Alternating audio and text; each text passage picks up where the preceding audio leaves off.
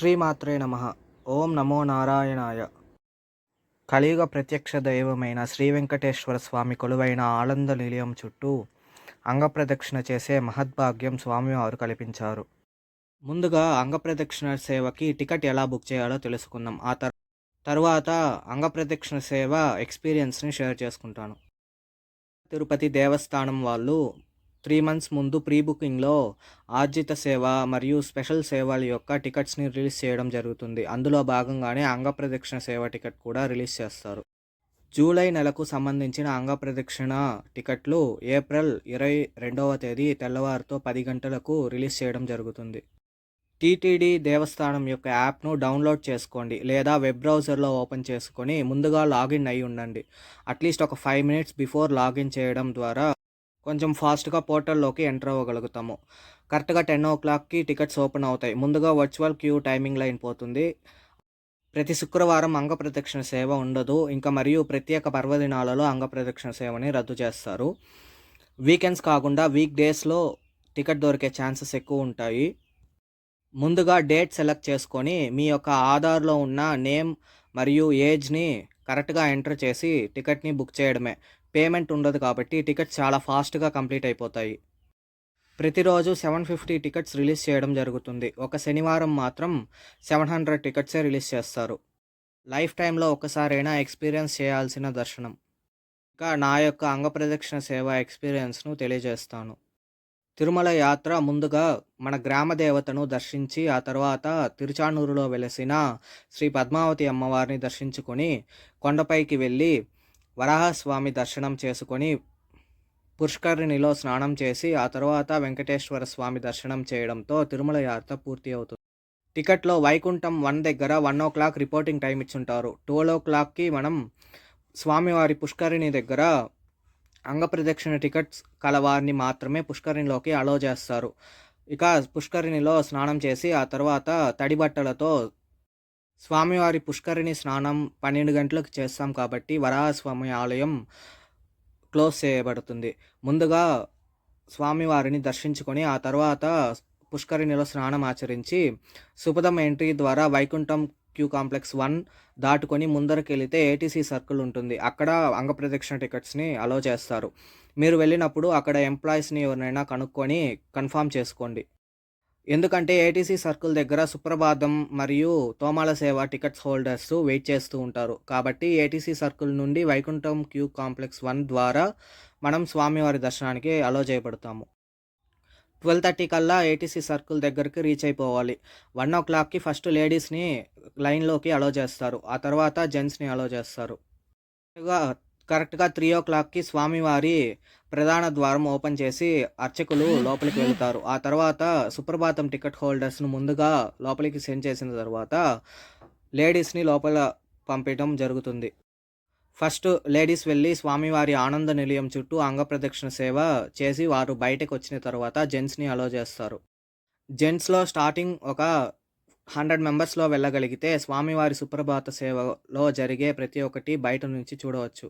అనగా ప్రతిరోజు స్వామివారి కైంకర్యం కోసం ఆకాశ గంగాజలం బంగారు బిందెలో అర్చకులు తీసుకుని వస్తారు. అవి మన ముందరనే స్వామివారి ఆనంద నిలయంలోకి ఎంటర్ అవుతాయి.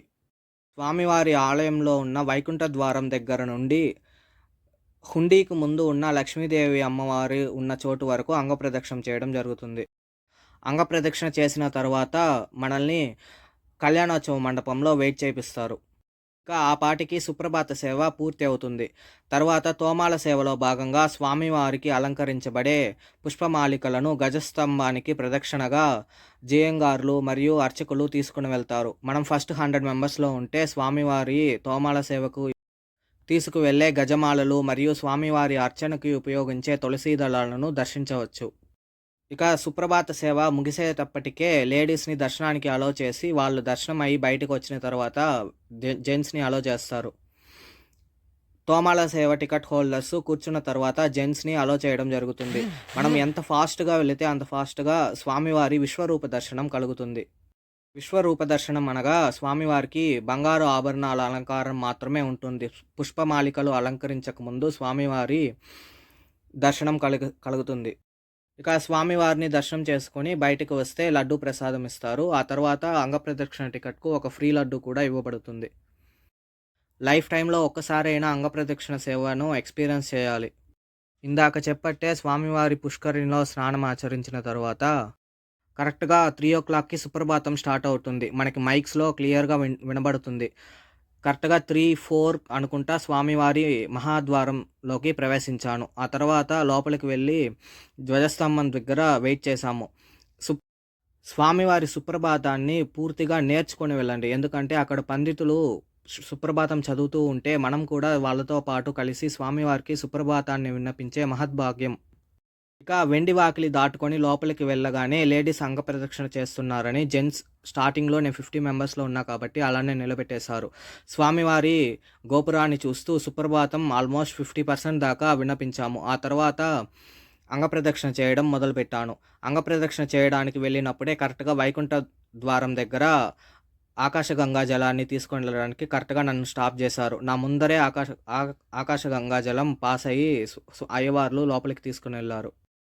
కోయిన్సిడెన్సో లేదో స్వామివారి అనుగ్రహమో కానీ కరెక్ట్‌గా వైకుంఠ ద్వారం దగ్గర మరియు స్వామివారి వెనక వైపు అలానే బలిపీఠాలు ఉన్న ప్రతి చోట సాష్టాంగ నమస్కారం చేసే భాగ్యం దొరికింది. అనగా నా ముందు ఉన్నవారు కరెక్ట్‌గా ఆ ప్లేస్ రాగానే స్టాప్ అయిపోయారు. సో, సాష్టాంగ నమస్కారం పెట్టి స్వామివారిని నమస్కరించాను.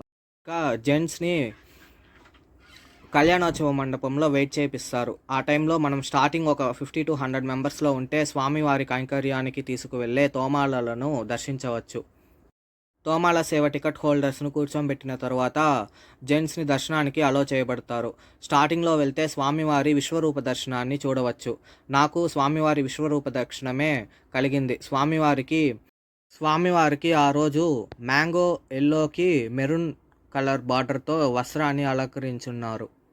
ఆ 3-4 సెకండ్స్ స్వామివారి దర్శనం టోటల్ 12 గంటల నుండి 4 గంటల వరకు ఉన్న చలిని, ఆ శ్రమని మొత్తాన్ని తొలగించేసింది.